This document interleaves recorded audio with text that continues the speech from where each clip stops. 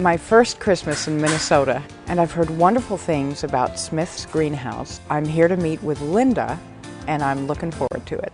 Oh, hi. I usually don't come to the door and greet customers, but I recognize you. You must be Urban Katie. So, Katie, what were you here to do? Are you snooping? Are you buying? Are you... Well, I'd like to buy some things to decorate for my first Minnesota Christmas. And my mind is open. I'm ready for all kinds of great ideas because I know it's going to be different than Southern California. Well, that's what I was wondering, what tradition was for you, but I can show you Minnesotan tradition, how we decorate in Minnesota. Great, I love it. Well, I want to start with some wreaths because everybody has a wreath, you know. Great. And we have them from sizes that start, you know, as little as a teeny 18-inch wreath, and we go all the way up, as you can see behind me here on this wall. They keep getting larger in size, and I actually have a larger one yet that I'm going to put on top of put on the front of my business here. Wow. For tomorrow. Wow, up to how big inch is wreath. that one? That's a 48-inch down there. Ooh, that's beautiful. Would you like to see how we do it? Yes, I would. You know you're amazed at the size of that 48-inch wreath? Yes, yes. And I told you I had a wreath that I was going to put on the front of my office. Oh, my gosh. This is a 60-inch wreath. Good grief, that's it's enormous. Huge, isn't it? Yes. If we held this up, I'm 5 foot. I don't know. You're taller than I am. Let's try it. Now, is this a picture or what? This is almost a lost art that not very many people are doing anymore. And this is a double-faced wreath, and it's called hand tying. We have a ring that has no clamps on it. Mm-hmm. And what I'm doing is I'm putting branches on both sides of it so it could hang in a window. And you'd be able to see it from inside and out. Lovely. Now, this is definitely a special order because these do take a little bit of time and a little bit of effort on my part as well. But what I do is I break the branches, and you can see when you do hand ties, you can't have very many branches at all. Mm-hmm. You have to use very small amounts. I put it on there, and I take the wire and I begin to twist. And the trick is to pull hard enough so that the branches cannot twist when they're on here. And I get one side done, and I flop it. And so you alternate right away. Yep. Great. You alternate every time you do it. Please. I want to show you, Audrey's down here making wreaths for us. Oh, great. Well, Katie, I want to introduce you to Audrey. Hello, how are you? And Audrey was nice here before I was. So she taught me everything I know. Now, what are you creating? She's using a clamp machine, and when these came, you know, it was a transitional period because I married into the business in 1979, and there was still a lot of hand wiring, especially on the larger size wreath that was going on. But then when the machines came, and on my very best day on 24-inch wreaths, I've made 160. Oh my god! On my very best day. Wow. And there's 10 clamps, 10 to 12 clamps per wreath ring, so you can about imagine how many times my little foot went around. Gorgeous. Well, Katie, I got to show you spruce top pails. This is something that you can take home. You can buy it pre-made, or you can buy the spruce tops. They come in a bundle that looks like this. And when it's opened up, they look kind of, you know, not much or very attractive at all. But what you do is you start stuffing them in pails. And as you can see right in front of you, I've done some up. You know, and that one I haven't decorated. This one I decorated a little bit. And this one I was working on. And because this is shorter, I used all the spruce tops, just the height that they were in that one. Mm-hmm. But because this is shorter, I'm going to show you a trick.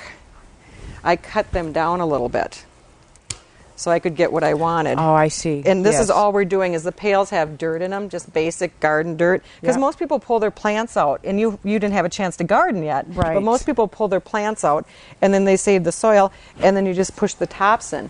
And then I reserve that funky little piece that I had there as fill, and as it goes, then I get it all filled up. But this one I put the bow on, and I'm going to show you a little sneaky thing, because I'll show you lots of... If you come here and you say, I want to make my own spruce top pail, but I don't know what I'm doing, I'll help you. You know, we won't send you off without knowing exactly what you're doing. We'll make sure you have everything you need. Great. And this is a bow. I'll even teach you how to make bows. And I had just twisted up this bow, and I snuck a piece of the dogwood, and I wired it onto there. Great. And all I did was took the rope, and I literally tied it right around the pot. And so to make it stay there, I'm going to stick my piece of wood in there. Oh, look at that. And put the bow. That's and so just great. Too easy. And you know what else I discovered? Oh, I forgot about him. Put him in there. See, you've become a design expert right now. How about right here is always perched? We're real big for birds, especially cardinals in Minnesota. This is something that's fun. People come in all the time because women are doing banquets, and there's so much, you know, decorating for the seasons, and they buy all these wonderful branches, and you kind of have to squeeze them to get the sense out of them. But some of these are shipped in from Oregon. These are firs, and this is another type of fir. We have pines that come off from our tree farm, the white pine and the Norway pine, and the cedars. We have several different kinds of cedars.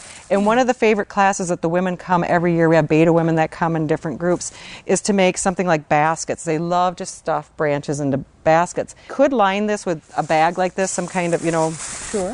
without overthinking. That's what I always tell people is you can do this stuff at home without, you think a florist has to do it, but not really. So you can just take any bag that's not going to leak or, will hold some kind of moisture. Right. Now, if you wanted to put this outside like the spruce tops, you could put soil in it. But if you just want to put it inside your home or something, and if you don't have soil, styrofoam would put you inside or outside. Okay. Or a lot of people use these bricks that hold water. You put water in these, the florists use them. So you can put that inside of there, and then you just start stuffing branches in. You just have added. Usually need an example one to take down to the office, the CER office, to show. And that took, of course, like I say, the ones the women will actually come and make will probably look better than this one that I did.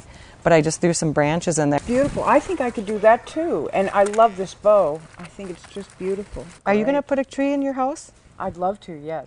Oh, Yes. Then I want to show you how we do Christmas trees, because this is something we show the kids when they come through, but adults love it more. So Wonderful. Let's go see the tree shaker.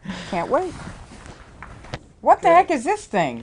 That's a tree shaker. When you come here, we've got things that nobody else has, like the wreath machines and the roping machine. Well, the tree shaker. And the reason why we have this is that people think that trees are dropping needles or that they're dry, but trees actually come out of the field and animals have lived in them, and they've had new growth, and there's no sunlight in the middle of the trees. And so when we shake them, we're getting out the dead, needles that didn't have any sunlight that it would naturally shed. So I can just say shaken, not stirred. There you go. Okay. Oh, I like that. Well, you know what? Then we have another machine in the greenhouse that actually nobody else is going to have around very much either. We went to a national tree meeting in Nova Scotia back in 1987, and we found a tree drilling machine that puts a tree stand on. And so our customers have loved us for years for doing that service for them. And I'd like to show you that. Oh, I want to see that. Well, it's been fascinating to see all of this equipment. I've never seen it at a greenhouse in Los Angeles. And it's fascinating because so much of it appears to have such history and has been here for a long time. Well, this greenhouse has been here for a long time. It's 63 years old, and my in-laws started it. And then my husband, he was always the grower with the plants, and he did a lot of the work at the farm. The tree has to have a fresh cut, and so I'll get my husband to put the fresh cut on the tree. And what happens is there's a drill bit that'll come up through the middle here and go there. So the clamp's open, and we'll put the tree in. Right. It'll clamp around there, and I'll turn the machine on, and it's going to drill and come up and drill a hole in the bottom of the tree. And actually, you know what? I think you could try it. What? You girls watch. Open the clamp. Okay. Okay.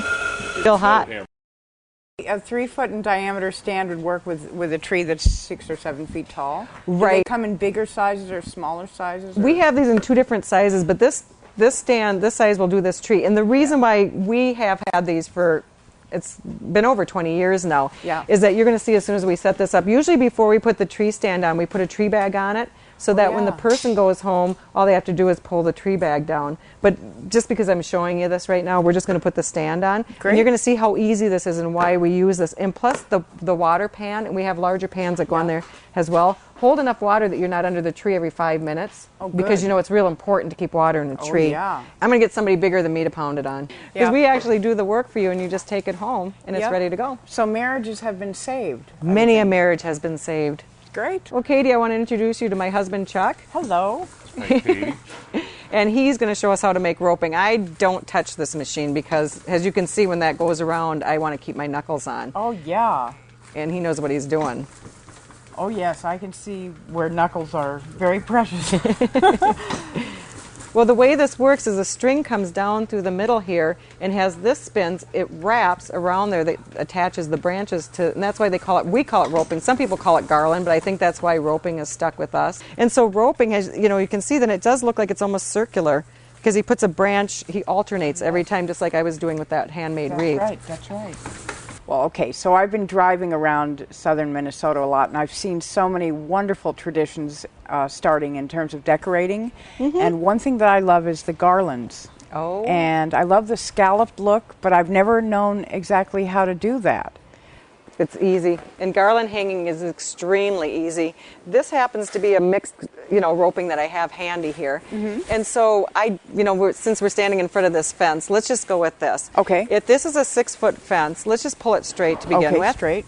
And so we'll assume that this is 6 feet of roping. Okay. And when I put roping up, because a lot of times you might have a wooden railing or a painted railing that's metal and you don't want to have any paint chip off or dig into the wood, right. I use twine or baling twine or something, or a heavy yarn, so that I don't have to worry about it. And then I just take the scissor when it's freezing cold and you want to take it off later on. Fabulous. But, once you get this attached, to scallop it, actually a lot of times people ask me that, do I need to buy, how many extra feet? Well, if we're at 6 foot, I'm just going to grab like another foot, and look how far, if you let that drop, the scallop goes at even a foot. Look at that. So you really don't need a lot of extra roping. So depending on how far you're going to go, if we go back to 6 foot, right. you just say cut a generous 6 foot to me, and I would probably throw in that little bit that you would need to go. Yeah, Isn't that little that extra. Something? Okay, Katie, I'm not letting you go home without taking something with you today. And so thank you. Audrey threw a wreath on the bench for you. So we're going to make it. Oh, you're going to pick the ribbon out, and you're going to decorate it yourself. I'm putting you to work so much today, but that's what you're going to do. There's the ribbon rack right behind you. So look through there and see what you might want to use. Well, I see my favorite new bird. Oh, there you go. Pick that out and I'll whip you up a bow. Oh, how wonderful. Thank you. And you could even tie this into a spruce top. I'll teach you to make bows, and then the best thing you can do is to make bow after bow after bow really fast, and then you'll get it. Well, if I can drill a Christmas tree. So when I have the bow like this, then I just pull, because of the way that I tied it and twisted, I'm able to pull these out in every direction. Great. So I've got a little fluffing going on there. And when you put a bow on a wreath like this, what I'm going to do is I'm going to poke it. I'm not going to take it and smash the wreath. Right. I'm going to poke it through the branches so it doesn't smash the wreath at all. Okay. So then you can just twist it rather than tie it. Right. So when I come to the back side here, see it poke through the branches? Yeah. And this is kind of important because you want that on there nice and tight. Right. You can hang it right off from the wire of the wreath ring. I love it.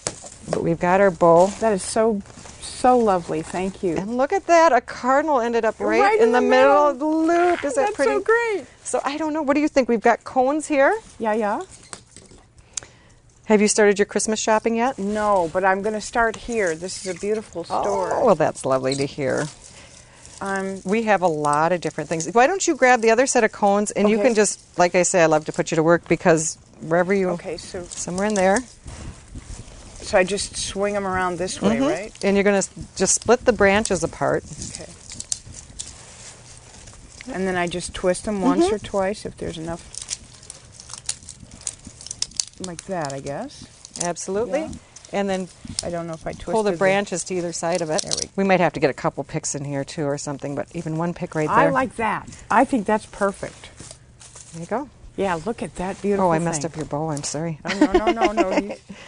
So when you get home, all the ribbon nowadays tends to come with wire in the sides of it, so that allows you to kind of, make the bows. So that's the case here. Oh, yes. Yeah, so it makes it stand up and makes it stand open. And look at that. Look at this beautiful wreath. Thank you so much. So, do you want to start looking through the gift shop and see what you can find? I would like to. Because I'd be curious to see, we're just opening for the season, so I'd love to see what you find of interest too, because I get so excited when I'm purchasing, but I never know what people are going to like to buy.